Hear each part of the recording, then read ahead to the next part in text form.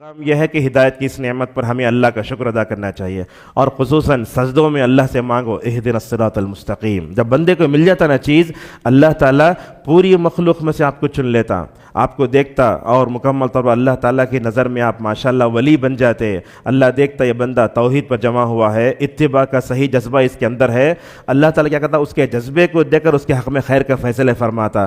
بلکہ ہم نے یہ دیکھا جو لوگ ہدایت یافتہ ہوتے ہیں دوسروں کی ماشاءاللہ ہدایت کا ذریعہ بن جاتے ہیں۔ کیسے صحابہ کرام تھے، ہدایت کے کیسی حریص تھی۔ ابو امامہ الباہلی رضی اللہ عنہ اس واقعے پر اپنی بات کو انشاءاللہ ختم کر لیتے ہیں۔ بات کیا ہے؟ اللہ کی نبی نے فرمایا لوگو میری سنت کو لازم پکڑو، میرے بعد میرے صحابہ کی سنت کو لازم پکڑو۔ اس میں کیا ہوا، حضرت ابو امامہ الباہلی رضی اللہ عنہ سلسلہ حدیث صحیح میں ہے، اللہ بلے حدیث کو لائے ہیں۔ ایک دن کیا وہ مسلمان ہو گئے، اور جو بھی مسلمان ہوتا اپنے وقت کا داعی ہو جاتا۔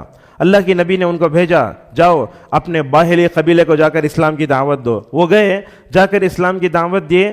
دعوت دینے کے بعد لوگوں نے ان کو مارا، ایسا مارا لہو لہان ہو گئے۔ لیکن لہو لہان ہونے کے بعد کیا کرے، اپنے قوم کو مایوس چھوڑ کر آ کر ایک درخت کے نیچے آرام کر رہے ہیں۔ حدیث سنے ہوں گے آپ، یہ ایک درخت کے نیچے آرام کر رہے ہیں۔ بعد میں ابو امامہ الباہلی رضی اللہ عنہ کو مارنے پر ان کی قوم کو بڑا افسوس ہوا۔ ایک آدمی ہمیں جنت کا راستہ دکھاتا، ہدایت کی طرف بلاتا، اسے جا کے مارتے کیا؟ اتقتلون رجلا ان یقول ربی اللہ۔ بعد میں ہوا کیا، لوگ بولے ابو امامہ بھوکے رہیں گے، ہمیں جا کے ان کو توشہ دیں گے۔ ساری قوم کے لوگ مل کر کھانے پینے کی چیزیں لے کر ابو امامہ الباہلی رضی اللہ عنہ کے پاس آتے ہیں، اور ابو امامہ الباہلی رضی اللہ عنہ ایک درخت کے نیچے آرام کرتے ہیں۔ جواب دے کیسا ہے، ایک آدمی ہدایت یافتہ ہو کر دوسروں کی ہدایت کی طرف رکھتا ہے تو ماشاءاللہ اللہ تعالیٰ اس کے حق میں غیبی کیسے فیصلے فرماتا ہے۔ آ کر اٹھایا، معافی مانگے، اور کہا یہ توشہ لے کر کھا لو۔ اس وقت ابو امامہ الباہلی رضی اللہ عنہ نے ایک جملہ کہا مجھے تمہارے توشے کی ضرورت نہیں ہے، ابھی اللہ کا ایک فرشتہ میرے خواب میں آیا، اس نے مجھے دودھ پلایا ہے۔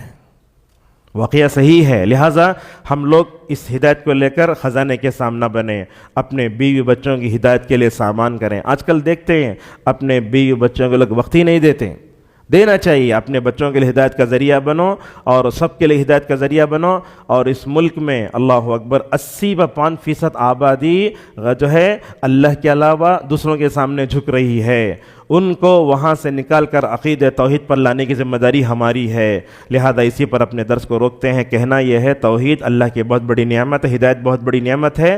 اللہ تعالیٰ دنیا تو ہر ایک کو دیتا ہے، مگر آخرت اسی کو دیتا ہے جس کو چاہتا ہے۔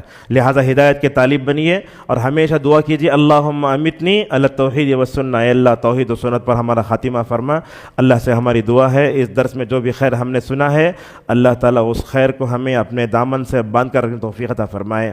اللہ تعالیٰ ہمیں صراط مستقیم پر چلائے۔ اللہ تعالیٰ صراط مستقیم کے جو تقاضے ان تقاضوں کو پورا کرنے کے اللہ ہم سب کو توفیق عطا فرمائے۔ اللہ ہمیں اپنی بیوی کی، اپنے بچوں کی دینی تربیت کرنے اور برادران وطن توحید کے اس پیغام کو توفیق عطا فرمائے۔ وآخر دعوانا الحمدللہ رب العالمین۔